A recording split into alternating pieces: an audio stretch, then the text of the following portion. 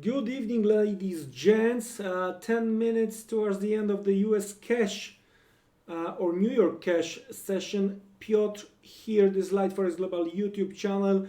Good morning, good afternoon for you, wherever you are, guys. From the bears perspective, perfect session when it comes to overall sentiment. It's very negative right now. Some may try to translate based on what we get when it comes to the coronavirus.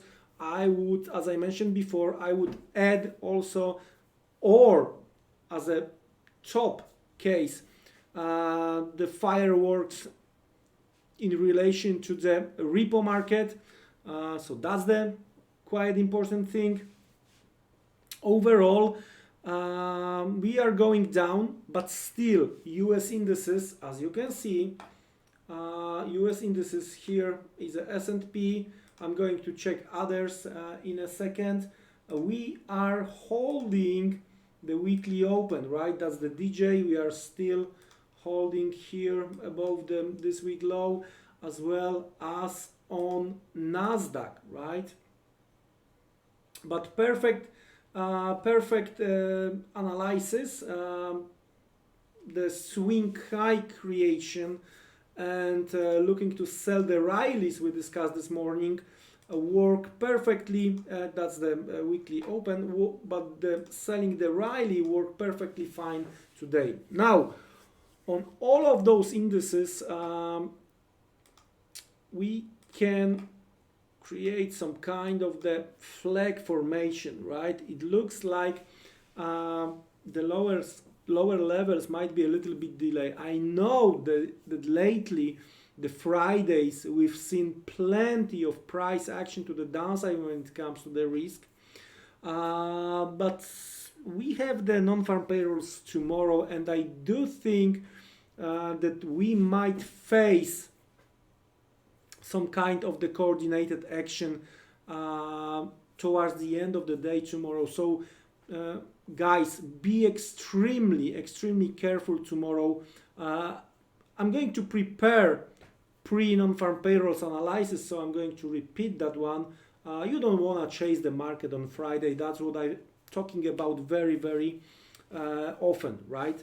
Anyway, so I've been shorting, I've been selling rallies on Nasdaq. I'm flat overnight when it comes to the indices. But because of what we've seen, plus the price action when it comes to the Asian indices, right? I think we might see more downside. I mean, some kind of the reversal when it comes to the Tokyo session, meaning that the yen crosses might face sell-off, continuation of the sell-off. So let's have a look what we have from the yen perspective. First thing first, let's start with the euro yen. Of course, euro is gaining against the dollar, so that's this type of the move to the upside, offsetting a bit the move to the downside here. But anyway, I think that these lows are gonna be retested, right? That's the level below 118.70. So still, when it comes to the euro yen, still to the downside, 50 pips or more. I do expect some first fireworks during this sleepy hours, right? After the New York close and before the Tokyo open. So let's have a look what we have from the intraday perspective on EURJPY. Looks like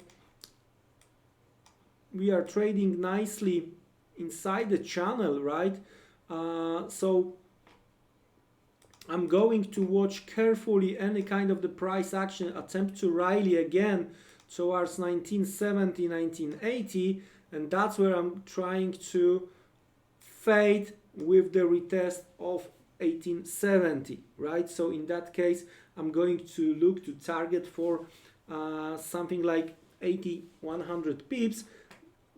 The way I'm going to try to join that party is going to be when it comes to this top of that channel. I wanna see some kind of the failure, right? So I wanna see the rally, and I wanna see some kind of the upper shadow. Why? Because that's immediately it's going to set up my stop. I'm immediately going to know where my stop should be. And if I have minimum 1 to 3 risk reward ratio, right, that's where I'm going to go for. And meaning that if I'm targeting 80, well, 25 is a max what I wanna risk on EURJPY. Okay, next is the pound yen, and to be honest with you, I'm quite surprised with the pound. I'm trapped with shorts on the cable, right? But still waiting for the non-farm payrolls. Probably I'm not gonna be forced to close that ahead of the non-farm payrolls. I don't want to see the spike against the dollar. I would rather see the spike on the yen crosses, right? But anyway, what we have lately on the pound yen on the daily chart is a huge breakdown, and that's the latest consolidation, and that's the 50% from the last Friday range would be great. The question is if it's drop this type of the base and continuation, or we are going to see some kind of the flag formation, right? So this type of the move, and I'm gonna be able to try to sell in between somewhere around 140, 40 towards 141. So that's what I'm gonna to look for when it comes to the pound yen. And the last one, of course, is a dollar yen. When it comes to the yen crosses, so I'm targeting those majors. Tomorrow, I'm going to look around CAD yen as well, right? CAD yen as well. So what we have on the dollar yen here is also another breakdown, right? So it looks like finally market or bears sellers found the enough power to break through the weekly open, and we see the continuation to the downside. And in that case, that's our targets, and we are approaching these targets very quickly. So I would, trying to trade EURJPY or pound JPY, I would monitor very carefully the price action in case we are going to hit 105.40, 105.20. That's gonna be very, very interesting from that perspective. And well, I wonder what we can get here.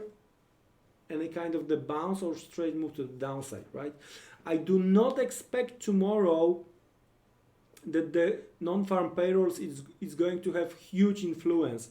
I think we might see some kind of the volatility based on the non-farm payrolls, and this volatility is going to be settled very quickly, and then we will get back probably to the major move, and towards the end of the day we might see some kind of the profit taking, because I think, again, let me repeat that, we might see some kind of the coordinated action towards the end of the week, just to to try to stop the snowball. It's not gonna work. It's not gonna work. Still, when it comes to the indices, I do believe at least we are going to see, before we are going to hit the bottom, we are going to see this type of the price action. So where we are right now, we are here, right?